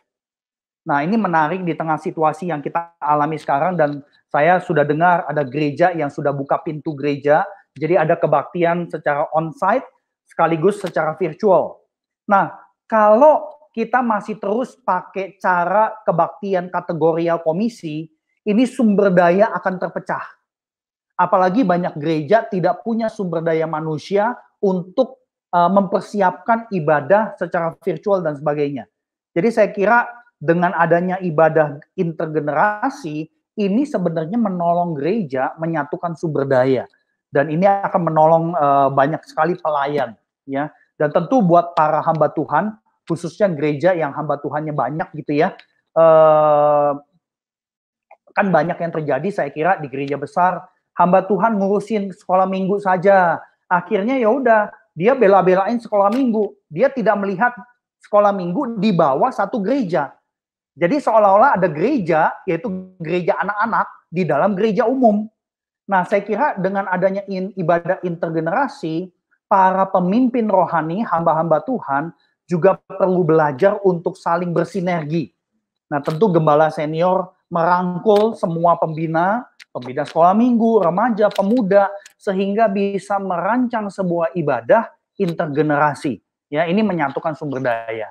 Nah, kemudian yang terakhir, ini saya gabung sekaligus, keuntungannya untuk jangka panjang, itu ibadah yang merangkul semua lapisan bisa memperkecil gap generasi. Ya. Kemudian memfasilitasi pertumbuhan orang Kristen dan menyiapkan regenerasi secara kontinu. Nah, ada beberapa ahli yang saya harus munculkan supaya lebih punya substansi yang kuat ya. Ini Joseph Hellerman, dia mengatakan Joseph Hellerman ini melayani 15 tahun spesialisasi pelayanan untuk kaum dewasa. Nah, dia berkata, saya makin ragu cara pelayanan spesialisasi. Ya, saya makin ragu cara pelayanan yang mengkotak-kotakkan generasi berdasarkan usia. Kemudian yang kedua, seorang pelayan youth minister. Ya, kalau youth itu berarti kalau di Amerika itu adalah remaja. Nah, Mark De Vries mengatakan youth ministry sudah gagal memenuhi tujuan terjadinya pertumbuhan rohani remaja. Karena kita tahu remaja aktif di gereja, begitu dia kerja jadi pemuda, semuanya pada ngacir dari gereja. Ya, apa yang terjadi? Ya, jadi menurut Mark De Vries, youth ministry gagal. Kenapa? Karena para remaja atau youth secara sistematik dipisahkan dengan komunitas gereja yang dewasa. Padahal remaja-remaja itu perlu belajar apa artinya menjadi dewasa. Nah, kalau mereka ngumpulnya sama yang remaja terus, bagaimana mereka punya gambaran apa arti dewasa? Jadi pelayanan youth ministry, remaja itu dipisah, diisolasi dari relasi yang lain, sebenarnya tidak menuntun kepada kedewasaan. Ya tentu kita bisa berkata, ya Tuhan kan tetap bekerja, Tuhan tetap beranugerah, betul. Ya, tetapi kita bicara secara garis besar nih. Ini satu hal yang penting sekali. Kemudian yang terakhir, Ivy Beckwith. Beliau adalah pelayan anak. Dan beliau mengucapkan kalimat yang mengejutkan saya. Children ministry is broken. Wah, ngeri sekali nih. Ya. Ia menyimpulkan bahwa pemisahan anak-anak dari lapisan jemaat lainnya malah merusak pertumbuhan mereka. Program sekolah minggu tidak membentuk spiritualitas anak. Karena yang membentuk spiritualitas anak itu terjadi di dalam konteks hidup keluarga. Ya, hidup keluarga yang mewujudkan iman. Jadi ini sangat-sangat krusial sekali. Dan tentu gap generasi juga bisa diperkecil, sosial generasi. Contohnya yang paling simpel ya, kaula muda ini banyak sekali energinya, ide-ide kreatif, fresh. Kita membutuhkan kaula muda yang seperti ini. Tetapi kaula muda kurang pengalaman, kurang sumber daya kemapanan. Nah, hal ini bisa diseimbangkan dengan interaksi bersama generasi yang lebih dewasa. Kaum dewasa, mereka juga bisa bertumbuh persis seperti kata-kata Tuhan Yesus. Belajar dari anak kecil gitu ya. Seperti yang tadi Ibu Lydia juga katakan. bagaimana kita bisa belajar untuk polos, punya iman yang polos kalau nggak pernah ngelihat anak kecil, ya, karena pikirannya intelektualis semuanya. Nah, ada satu ungkapan juga yang dikatakan oleh Alan Harkness, ini bagian yang terakhir gitu ya, sebelum saya serahkan kepada Ricky. Faith development daripada orang-orang dewasa itu makin diperkuat justru ketika orang dewasa diizinkan untuk partisipasi dengan anak-anak di dalam aktivitas ibadah, pemuritan, pelayanan intergenerasi. Ya, jadi saya kira ini satu bagian yang patut menjadi catatan penting bagi kita, pemimpin-pemimpin, pelayan-pelayan, dan juga bagi gereja. Jadi saya kira seperti itu, Ricky, benefit-benefitnya. Tentu apa yang saya sharingkan ini generik ya. Saya sendiri sudah ngalamin keuntungan-keuntungan tersebut. Semoga saudara kita yang mendengarkan lewat YouTube mau berjuang dan mencoba. Thank you. Oke, terima kasih Pak Budi, Bu Lydia. Saya terpikir nih, lalu bagaimana, kan sekarang kita berbicara mengenai generasi alfa nih, mereka yang benar-benar masih anak-anak, ya kan, bagaimana gereja memikirkan tentang mereka. Nah, ada nggak ya tips-tips praktis yang mungkin bisa dilakukan ya bagi para orang tua di rumah khususnya, ya kan, mungkin mereka, apakah mereka hanya terfokus pada bagaimana mempersiapkan anak-anak itu ke ibadah online, atau mungkin tadi ada perayaan-perayaan kan yang disebut, apakah itu bisa dihadirkan di dalam keluarga, atau hal lain yang mungkin Bapak atau Ibu bisa katakan, bisa sharingkan di sini bagi para orang tua di rumah untuk melayani anak-anak ini. Oke, Ibu Lydia mau duluan atau saya duluan? Saya dulu ya. Oke, saya kira aspek-aspek ibadah di gereja yang kita bisa bawa menjadi bagian daripada ibadah keluarga yang menolong anak-anak kita, aspek yang paling simpel itu adalah sebenarnya ucapan syukur, ya. Jadi kan di dalam konteks ibadah di gereja pakai liturgi, kita juga ada bagian ucapan syukur, yaitu persembahan. Saya kira ini kita bisa aplikasikan di dalam ibadah keluarga kita, ya, yaitu mengajak anak-anak mengucapkan syukur bukan cuma hari Minggu, tetapi setiap hari. Nah, mengucapkan syukurnya itu kita perlu tuntun anak-anak kita mengucapkan syukur dengan spesifik. Jadi, nah gini, karena kalau mengucapkan syukurnya itu secara gelondongan, berarti kemungkinan besar nggak mikir tuh, gitu ya.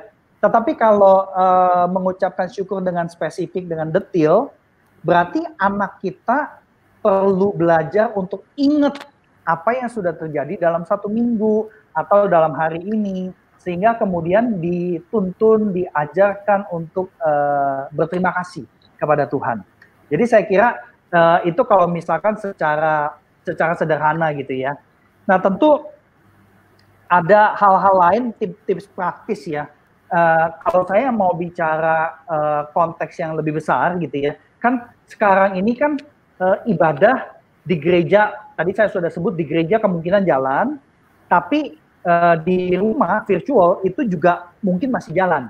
Jadi dua-duanya nih, ya, hibrid nih. Minggu depan kita ngomongin liturgi hibrid gitu ya.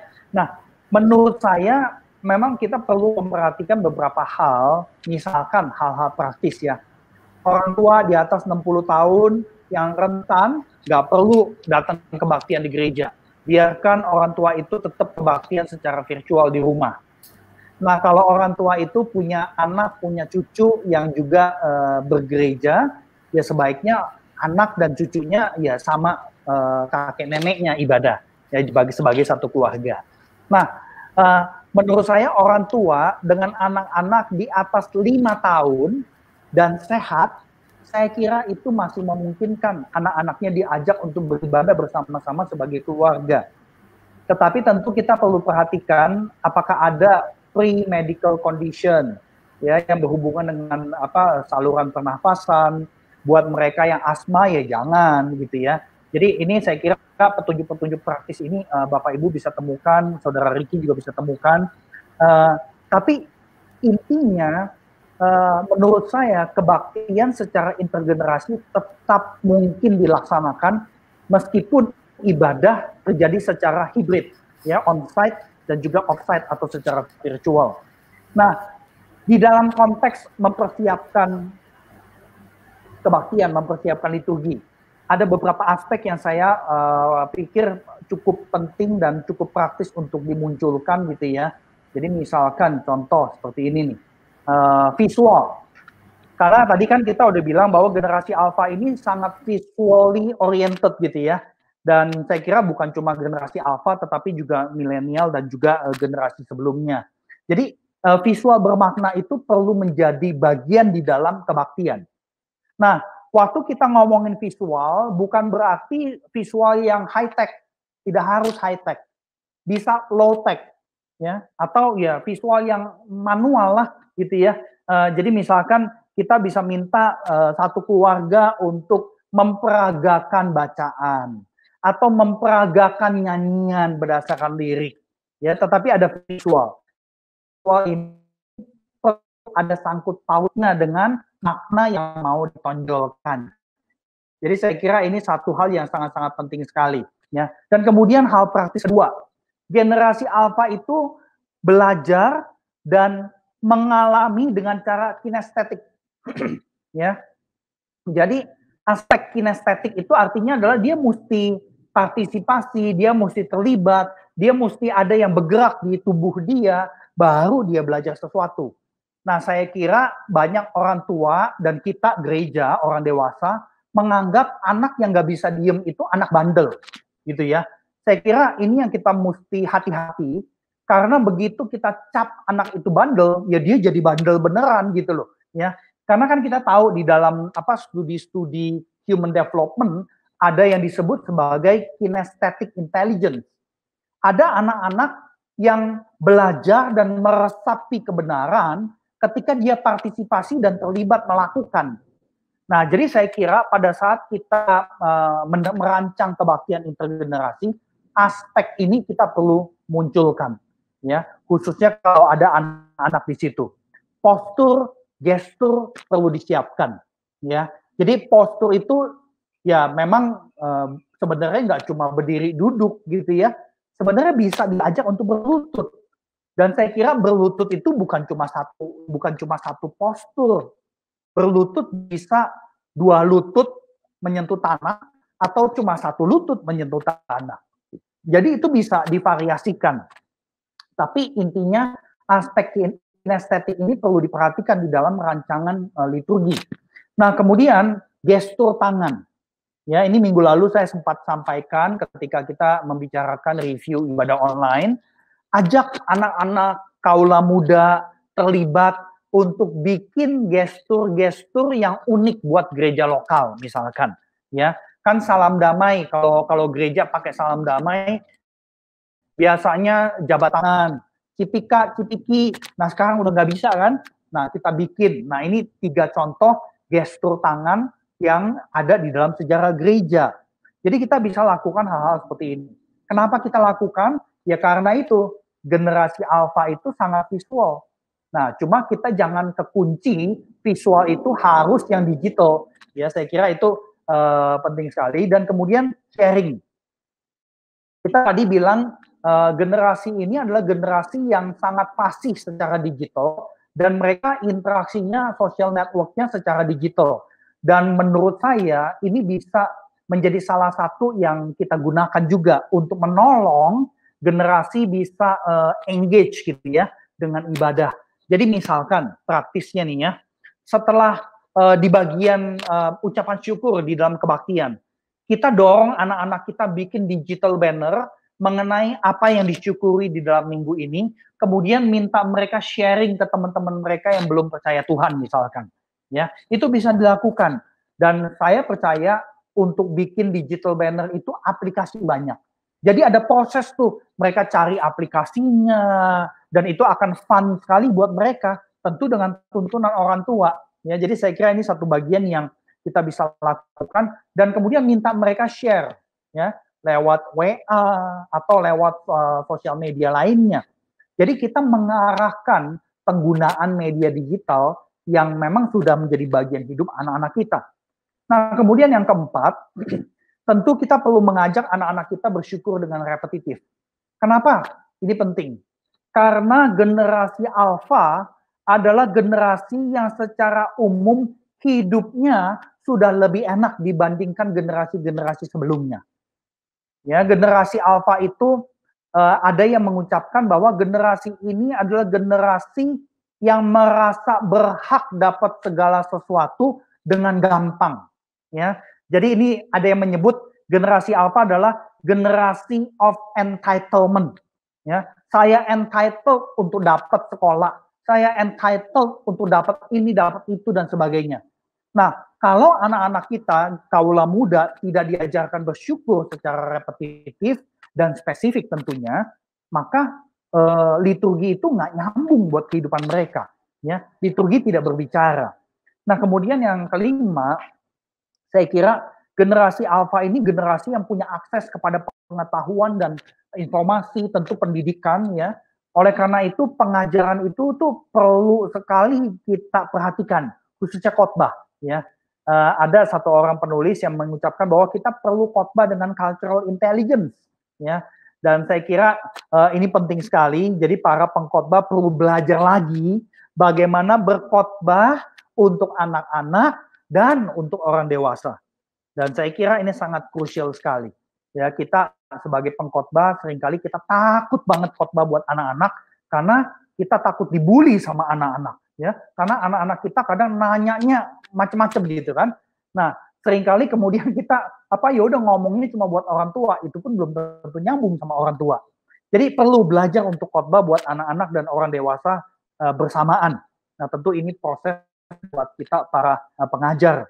Dan tentu orang tua perlu diperlengkapi ya. Dan yang terpenting adalah orang tua itu perhatikan bagaimana kita hidup.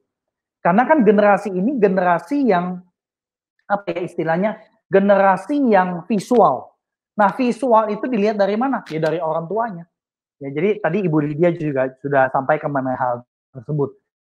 Jadi saya kira itu yang saya bisa bagikan, Ricky. Semoga bisa menolong. Terima kasih. Ya, terima kasih Pak Budi.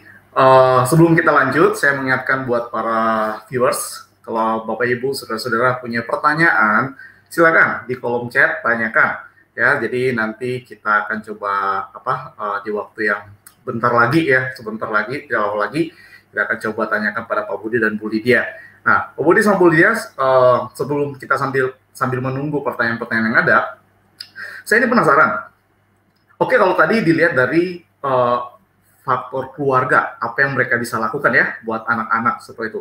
Sekarang saya tadi sambil mendengarkan, saya mencoba bayangkan kalau dari pihak gereja, misalkan saya perancang ibadah, saya harus merancang bagaimana ya ibadah intergenerasi itu, tips apa yang bisa saya lakukan, yang harus ada dan yang ada dan yang boleh dikreatifkan. Itu kira-kira apa aja jikalau liturgi itu harus mengalir seperti itu. Mungkin ada pemikiran dari Pak Budi sama Bu Lydia. Atau Bu Lydia dulu kali ya. Mungkin Pak Budi dulu, setelah itu saya tambahin jasanya Pak Budi yang merancang. Ricky dan rekan-rekan yang sudah berpartisipasi dalam YouTube, mari ikut yang minggu depan, unboxing liturgi hibrid. Karena ngomongin liturgi hibrid itu, kami akan menyentuh bagaimana liturgi itu ya dirancang dengan kesadaran ada anak-anak di situ. Ya, jadi minggu depan ya. Oke, terima kasih Pak Budi. Kalau misalkan Bu Lydia, Bu ada hal lain nggak yang nggak bakal dibahas minggu depan? Mungkin saya hanya preview dulu ya.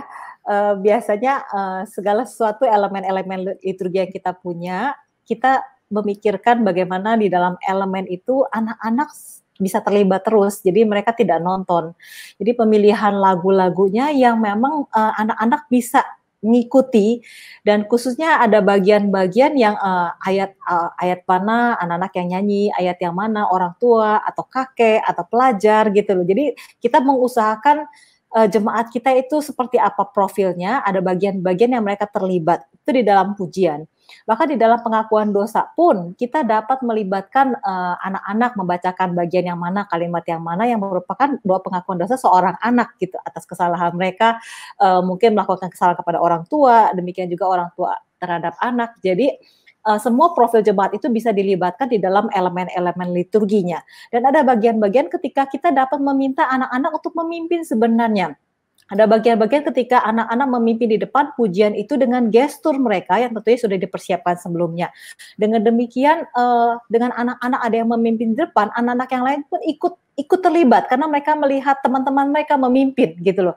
Jadi dalam semua elemen itu sebenarnya kita hanya memasukkan aja elemen anak-anak, kita belajar gitu loh bahasa mereka, dan it's going to be very fun. Nah itu di dalam ibadah kebaktian. Tetapi kalau di dalam ibadah keluarga, biasanya kita menggunakan banyak sekali yang sifatnya conversation ya. Dalam arti kalau kita memuji Tuhan, setelah kita memuji Tuhan, kita akan nanya kepada anak-anak gitu loh. Kamu memuji Tuhan untuk apa hari ini? Bersyukur kepada Tuhan untuk apa hari ini? Nah, waktu pengakuan dosa kita nggak mengatakan kepada anak-anak, oke, semua orang sekarang harus ngaku dosa gitu ya. Nggak seperti itu. Tetapi kita akan mulai menanyakan gitu loh. Kenapa kemarin itu kamu marah? Apa yang menyebabkan kamu marah? Itu conversation. Jadi pengakuan dosa yang sifatnya conversation dan menolong mereka untuk mengakui apa yang terjadi dalam diri mereka. Seperti itu. Dan itu juga terjadi ketika penutupan daripada ibadah, pembuatan komitmen. Kita sama-sama bicarakan apa hal-hal yang dapat dibantu kita sebagai keluarga untuk menghindari kamu melakukan kesalahan-kesalahan yang sama gitu loh. Jadi banyak sekali conversation kalau itu sifatnya dalam rumah ya, di dalam rumah tangga gitu. Itu previewnya. Ya, terima kasih Bu Lydia. Itu sedikit ya, secuil kira-kira yang bakal dibahas lebih lanjut lagi buat minggu depan ya, dengan tema unboxing liturgi hybrid. Jadi viewers kalian harus ikut lagi minggu depan ya di jam yang sama. Nah, sepertinya sudah ada pertanyaan masuk nih dari rekan-rekan panitia, bisa ditampilkan. Oke, dari Ibu Riayo. Dengan adanya ibadah online, bagaimana jika anak-anak yang akhirnya ketagihan dan akhirnya ikut ibadah online gereja lain? Menarik nih. Karena ajakan teman dan dia memilih yang sesuai selera dia. Wah, ini kan anak-anak biasanya pasti ngikut teman, pasti sesuai yang mereka suka. Ya kan? Nah, kira-kira gimana Pak Budi sama Bu Lydia?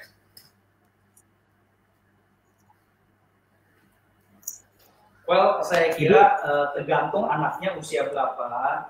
Jadi kalau misalkan anaknya itu ini biasa mungkin remaja atau ya kelas 6 SD dan sebagainya gitu ya, remaja. Saya kira kita jangan langsung dalam tanda petik melarang ya, bahkan ngomelin dan sebagainya. Saya kira jangan langsung pakai cara seperti itu. Saya kira kita bisa tanya ke dia kenapa ikut ibadah gereja tersebut, apa yang bisa kita lakukan, boleh gak sekali-sekali ya ibadahnya sama papa mama, sama adik-adik, sama kakak dan sebagainya. Saya kira ini perlu terjadi sebagai conversation sih. Nah, karena ketagihan itu tuh tergantung ya, karena setiap anak ini kita perlu dalam tanda petik menggali. Kenapa dia lebih merasa connect ikut ibadah online gereja A, gereja B. Nah, tentu Ibu Ria bisa dengerin secara lebih detail perbincangan kami minggu lalu. Saya ngeles lagi nih Ricky nih ya. Jadi bisa dengerin tema mengenai ketagihan online itu minggu lalu sempat dibicarakan. Tapi secara intisari sih saya kira ya jangan langsung dimarahi, jangan langsung dikatakan nggak boleh dan sebagainya. Digali lah ya anak-anak kita ya, kenapa nggak mau ikutan ibadah online dengan gereja sendiri dan sebagainya. Saya kira itu sih ya, semoga bisa. Tapi coba lihat YouTube yang minggu lalu. Oke, terima kasih Pak Budi.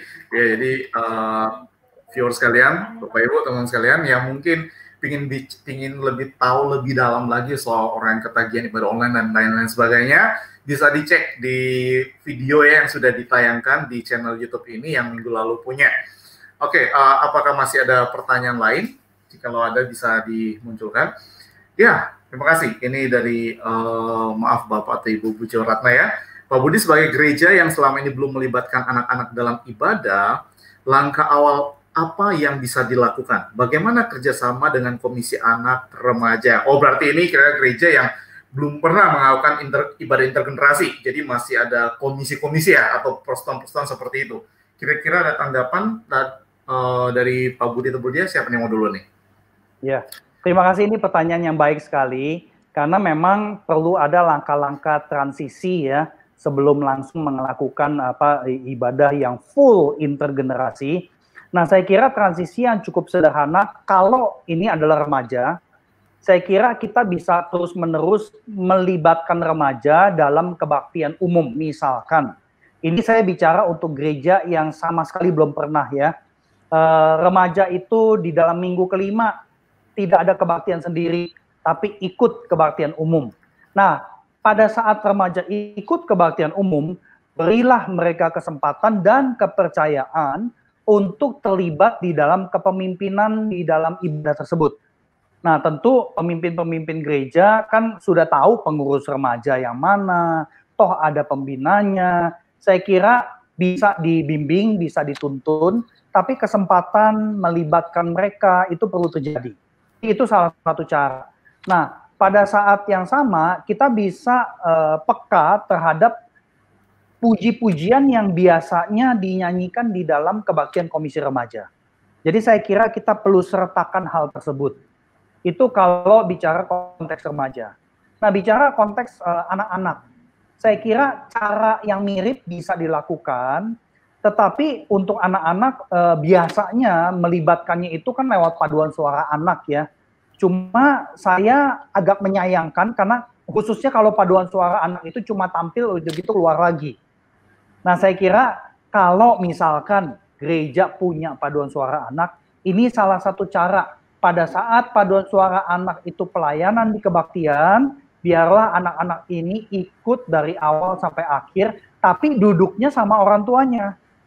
Ya, jadi jangan dijadiin satu sebagai paduan suara. Nah, nanti pas mau pelayanan, mereka bisa keluar dari bangku mereka rame-rame maju ke depan. Nah, saya kira gereja jangan terkunci dengan pikiran, dengan pengajaran bahwa gini loh, kan kita sering diajarin kebaktian itu mesti teratur.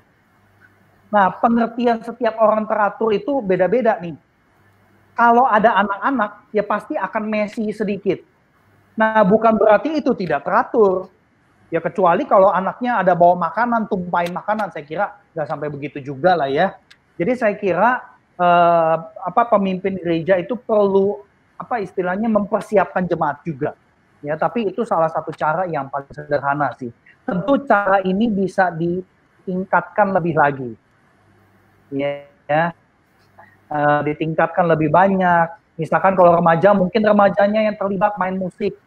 Atau anak-anak, kalau ada yang bisa main musik, bagian depannya dia dilibatkan, bisa juga seperti itu. Atau remaja dan anak-anak jadi kolektan. Nah, ini kan cukup simple. Atau remaja yang sudah cukup lebih besar, misalkan kalau sekarang SMP 3 itu kelas berapa ya? Kelas 12, kelas 12, 13 gitu kali ya. Nah, jadi penyambut misalkan. Itu juga bisa. Jadi sebenarnya banyak cara sih, Ricky. Semoga bisa menjawab ya. Nggak tahu Ibu Lydia ada tambahan nggak?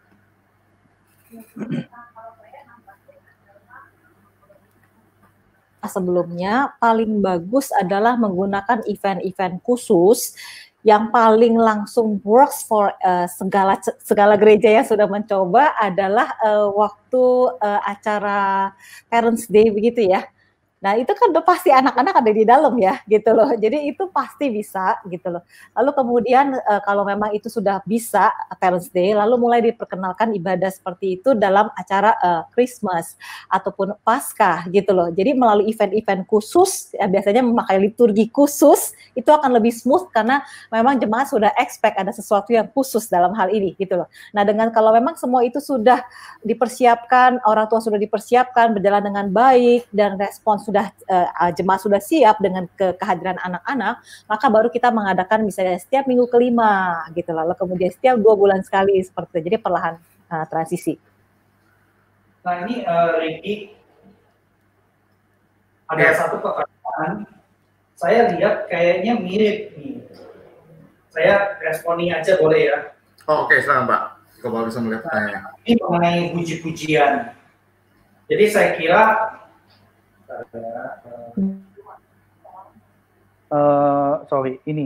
pertanyaannya nih, bisa minta tolong Edward keluarin nggak pertanyaan Pak Hardi Darmawan, tapi pertanyaannya mirip sekali tuh. Bagaimana jika puji-pujian di kebaktian umum tidak sesuai dengan selera generasi remaja? Saya kira ini berkaitan dengan apa yang tadi saya udah sampaikan ya. Kita perlu gunakan puji-pujian yang memang merupakan bahasanya remaja-remaja itu. Nah, cara tahunya gimana? Ya ngobrol lah sama remaja-remaja kita gitu ya. Ada pembinanya, ada pengurusnya, libatkan mereka, ajak mereka bercakap-cakap, kasih tahu mereka bahwa kita mau ajak kalian mimpin ibadah pada saat kalian ikutan ibadah sama umum nih. Bisa nggak kalian kasih usulan dan sebagainya. Saya kira itu semoga bisa menolong. Terima kasih Pak Budi. Bu Dia, itu tips-tips praktis ya yang bisa dilakukan. Jika ada pertanyaan, apakah masih ada pertanyaan lain, bisa ditampilkan. Oke, dari Pak Yohanes Ang. Sejak kapan ada pemisahan dalam ibadah umum dan kategorial? Nah, ini menarik nih. Dan apa alasannya? Pak Budi sama Bu Dia, kira-kira kapan sih kira-kira apa sih yang menyebabkan pemisahan terjadi? Ini saya rasa ini pertanyaan yang banyak juga orang tuh pikirkan. Kalau kita mau intergenerasi, kok kenapa ya ada pembedaan? Berarti dulu ada mau menjawab sesuatu dong. Atau mungkin dulu efektif dan sekarang tidak efektif? Silakan berikan penjelasan bagi Pak Budi atau Bu Lydia. Ini pertanyaan bagus sekali dari Pak Pendeta Yohanes Yang nih dari Bandung setahu saya nih. Terima kasih untuk pertanyaannya Pak Yohanes. Saya kasih alasan 2 saja yang paling umum ya, tetapi mungkin gini. Karena alasan ini sangat penting sekali karena berkaitan dengan pertumbuhan gereja. Jadi ada satu pengajaran ya di abad 20 di awal-awal gitu setelah Perang Dunia Kedua, ada ajaran mengenai pertumbuhan gereja yang dicetuskan oleh seorang ahli misiolog, seorang misiolog ya maksud saya, misiologis, yaitu Donald McGravan, yang dia adalah pernah pelayanan sebagai misionaris karena orang tuanya juga misionaris di India. Ada satu prinsipal yang disebut sebagai HUP, Homogeneous Unit Principle. Prinsipnya sederhana, supaya orang mau percaya kepada Kristus, mereka itu susah sekali untuk keluar dari budaya mereka. Jadi mereka akan lebih gampang untuk ikut Kristus, percaya Yesus dan jadi Kristen, kalau mereka tidak keluar dari budaya mereka. Nah, Homogeneous Unit Principle ini mencetuskan bahwa berarti orang-orang yang satu suku, satu bahasa, itu perlu jadi satu. Nah, ini adalah salah satu cikal bakal, kemudian pelayanan-pelayanan kategorial itu makin luar biasa, dan kemudian tentu youth ministry muncul, ya kayak misalnya di Amerika, youth specialist, kemudian YMCA, dan sebagainya. Dan fragmentasi ini makin lama makin besar, ya dengan cara kategorial tadi. Tentu salah satu hal lain yang muncul itu adalah berkaitan dengan pelayanan yang spesifik kategorial ini ya, itu berkaitan dengan ditemukannya Sunday School ya, sekolah minggu oleh Robert Rakers ya. Dan saya kira banyak dari kita tahulah sejarahnya sekolah minggu itu munculnya di abad berapa, abad 18, 19 gitu ya.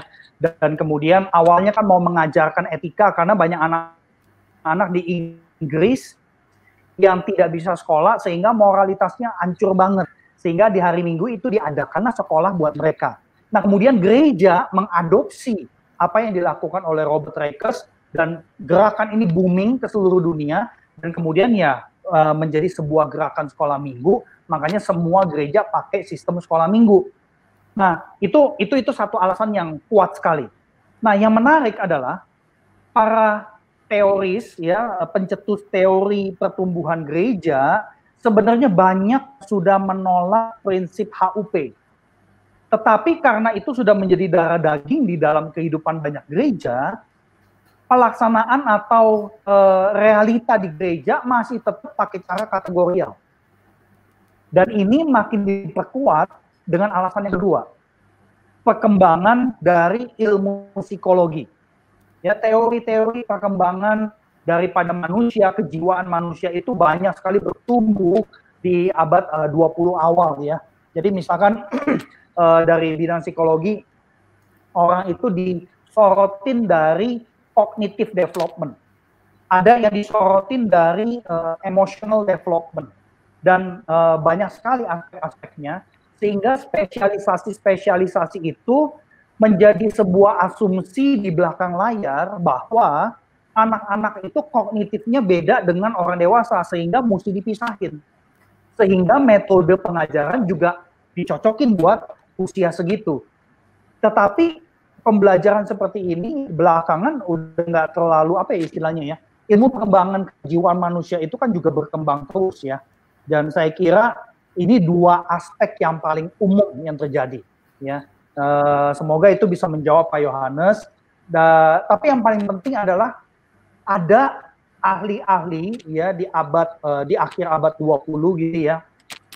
Tahun 1990 sekian yang sudah melihat bahwa pelayanan spesialisasi itu tidak serta-merta selalu positif. Karena ya alasan tadi, kita berharap remaja itu dewasa. Tetapi ngumpulnya di sekolahan dengan anak-anak yang seusia mereka. Udah gitu di gereja, ngumpulnya dengan yang seumuran juga. Akhirnya, apa dan bagaimana mereka belajar beranjak dewasa kalau nggak pernah berinteraksi dengan orang-orang yang lebih dewasa? Ya. Dan saya kira gereja udah makin sadar akan hal ini, sehingga akhirnya kan bikin acara-acara kebersamaan. Tapi ini jadi program tahunan. Nah, yang namanya program, biasanya hasilnya sih nggak akan jangka panjang. Karena apa yang terjadi secara intergenerasi itu perlu mendarah daging di dalam diri kita.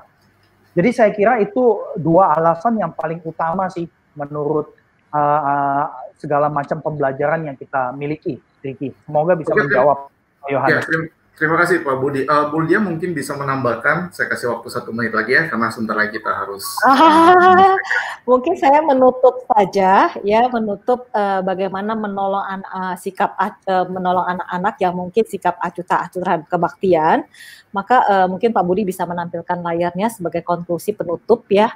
Bagaimana membantu anak-anak untuk dapat beribadah.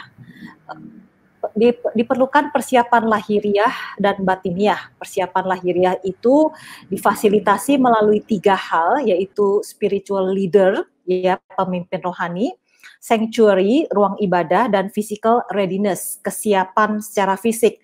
Tentunya orang tua atau senior di dalam rumah itu harus menjadi pemimpin dan motivator ibadah, baik dalam ibadah harian, di dalam hari-hari kehidupan mereka, maupun dalam ibadah online.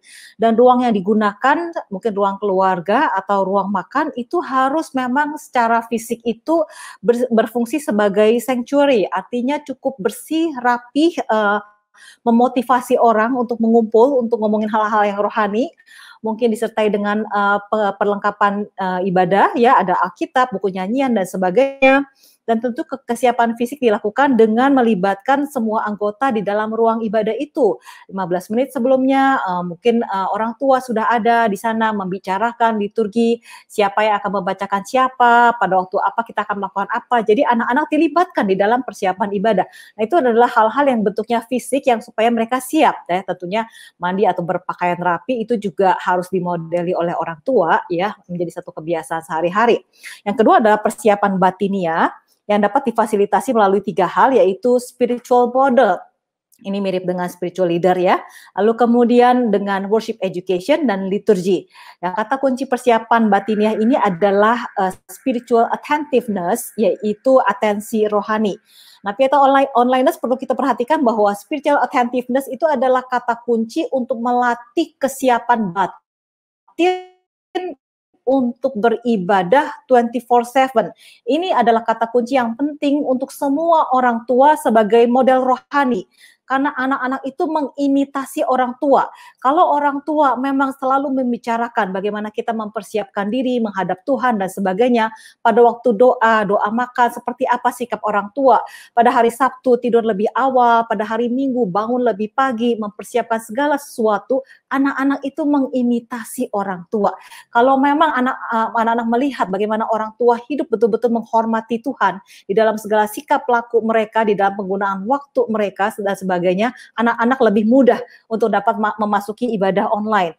Yang kemudian orang tua juga dapat memberikan pendidikan ibadah secara integratif, ya, dalam arti anak-anak perlu belajar bahwa bagaimana mereka menggunakan waktu, bagaimana mereka menggunakan digitalisasi, bagaimana mereka menggunakan hobi mereka, ataupun apa itu di dalam kehidupan mereka, bagaimana mereka menggunakan itu di hadapan Tuhan, itu menjadi pendidikan ibadah yang integratif, sehingga spiritual attentiveness itu dilatih. Ya, orang tua melatih diri dan orang tua mengajak anak-anak untuk melatih kehidupan rohani mereka, melatih bagaimana mereka memikirkan Tuhan di dalam segala pertimbangan-pertimbangan hidup mereka, di dalam segala keputusan-keputusan hidup mereka. Dan yang terakhir, tentunya orang tua dengan kepekaan rohani dapat mengaplikasikan dan mengadaptasi liturgi. Ada hal-hal apa yang memang harus diganti supaya anak-anak dapat terlibat dan sebagainya. Jadi itu adalah persiapan batiniah. Saya rasa itu aja, Ricky. Ya. Terima kasih.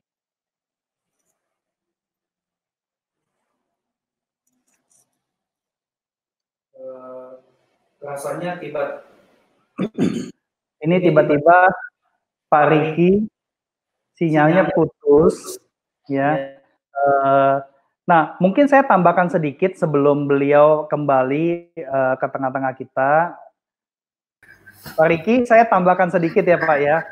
Iya, saya Pak. Terima kasih nih, akhirnya sinyalnya balik lagi Pak Ricky. Nah, saya tambahkan sedikit aja begini. Ibadah intergenerasi ini tidak mudah dilaksanakan. Kenapa? Karena gereja ngomong bahwa kita adalah keluarga, tetapi kita tidak melakukannya sebagai keluarga, sehingga tidak ada budaya berkeluarga, atau budaya kekeluargaan itu tidak terjadi dengan otentik di dalam gereja, sehingga ketika kita mengupayakan ibadah intergenerasi, semua jemaat akan merasa canggung, aneh, termasuk anak-anak. Anak-anak mungkin akan mengatakan bahwa ngapain lah, udah enak kayak begini. Nah, menurut saya jangan langsung dihardik, jangan langsung kemudian, kamu nggak ngerti gereja itu identitasnya apa dan sebagainya. Jangan, karena memang belum membudaya. Mari kita berjuang supaya gereja antara pengetahuan dengan wujud dari pengetahuan itu sinkron. Ya, kita semua percaya gereja adalah keluarga Allah, tubuh Kristus, bait Roh Kudus. Ini 3 metafora di dalam Perjanjian Baru yang paling utama mengenai gereja. Jadi saya kira semua metafora itu adalah integratif, bukan dipilah-pilah, bukan dipisah-pisah. Nah, tetapi bukan berarti kemudian ketika kita menggabungkan, merangkul generasi-generasi yang ada, bukan berarti kita mengabaikan keunikan dari setiap kelompok usia. Ya, saya kira ini sangat-sangat penting sekali. Tapi kita bisa melakukan dengan format yang berbeda untuk tetap bisa menjawab kebutuhan-kebutuhan unik tersebut. Jadi saya kira ini perbincangan ini memang kelihatannya tidak bisa selesai dalam 1,5 jam. Ya, itulah kenapa ada MTH Ibadah Pelayanan Gereja. Jadi semoga Bapak Ibu yang Tuhan gerakan melihat selama 3 bulan ini prioritas itu adalah ibadah, ya, kebaktian. Dan ini banyak sekali dari kita yang dalam tanda petik maaf, seperti kebingungan, ya, liturginya mau dipendekin gimana caranya? Ini boleh gak? Itu boleh gak? Jadi seolah-olah kebaktian Kristen itu kayak, kalau dulu saya sembahyang agama Buddha, ada yang boleh, ada yang nggak boleh. Ya, seolah-olah kita balik kepada zaman dulu, bukan by grace lagi, tetapi by law. Ya, nah untuk liturgi minggu depan unboxing liturgi hibrid. Terima kasih Ricky untuk kasih saya waktu.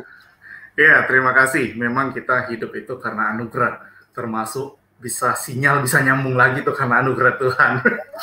Ya, viewers yang dikasih dalam Tuhan, Amin. terima kasih untuk segala atensi Anda semuanya, karena waktu juga yang harus memisahkan kita, dan kita akan berjumpa di Jumat depan. Catat tanggalnya. Jangan lupa subscribe channel ini, berikan tekan juga notifikasi sehingga Bapak bisa diberikan notif dari YouTube ketika acara ini akan dimulai pada minggu depan. Karena kita akan membahas satu tema yang sangat penting di dalam new normal ini. Bagaimana gereja hidup dalam new normal ini, salah satu opsi, salah satu pilihan yang ditawarkan adalah liturgi hybrid. Nah, seperti apa sih liturgi hybrid itu? Kita akan unboxing bersama itu di Jumat depan.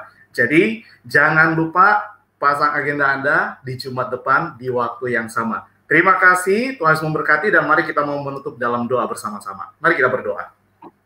Bapak, terima kasih untuk malam hari ini, di mana dalam diskusi bersama, beserta dengan Pak Budi, beserta Bu Lydia, kami boleh membahas mengenai generasi Alpha, dan bagaimana gereja memikirkan, serta orang tua memikirkan pelayanan bagi generasi ini di dalam ibadah online terjadi.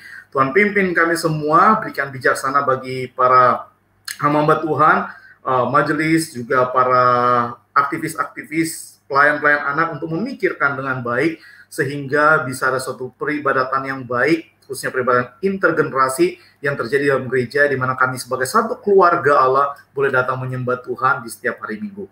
Terima kasih Tuhan, dan kami biarlah pertemuan kami kembali secara online juga di minggu depan untuk membahas tentang liturgi hybrid. Demi nama Kristus Yesus kami berdoa. Amin. Terima kasih semuanya, dan selamat malam. Terima kasih, selamat malam. Terima kasih, selamat malam.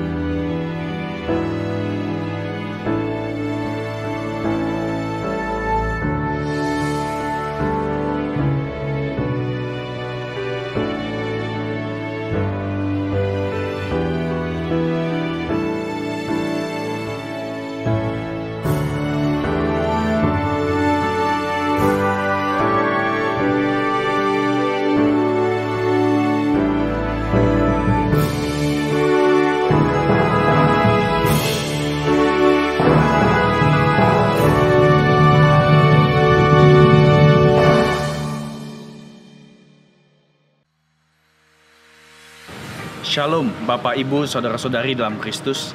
Kami rindu memperkenalkan sebuah inisiatif baru dari STT Reform Indonesia, Coram Deo Worship Center and Studies. Pusat pendalaman dan pengembangan pelayanan ibadah Coram Deo adalah wujud pengabdian masyarakat salah satu tridharma perguruan tinggi. Melalui pelayanan ini, kami rindu mengajak umat Nasrani menghayati bahwa penyembahan mencakup seluruh aspek hidup. Karena tidak ada yang tersembunyi dari hadirat Tuhan. Itulah Coram Deo, Before the Presence of God. Ada 3 pelayanan utama. Yang pertama, seminar Lokakarya Pieta. Tujuannya adalah untuk memperlengkapi komunitas Kristen mendalami esensi penyembahan. Kami percaya pendalaman ibadah adalah esensi transformasi gereja. Yang kedua, Worship 360. Pelayanan sosial media ini akan diarahkan untuk membagikan sumber-sumber pendalaman dan pengayaan ibadah Kristen. Ketiga, konsultasi pelayanan ibadah. Kami rindu membuka dialog, diskusi, konsultasi, dan pertukaran pikiran seputar pelayanan ibadah. Semoga melalui Coram Deo Worship Center and Studies, kita dapat memuliakan Tuhan Allah dan menikmati hadirat-Nya sampai kita berjumpa dengannya dalam kekekalan.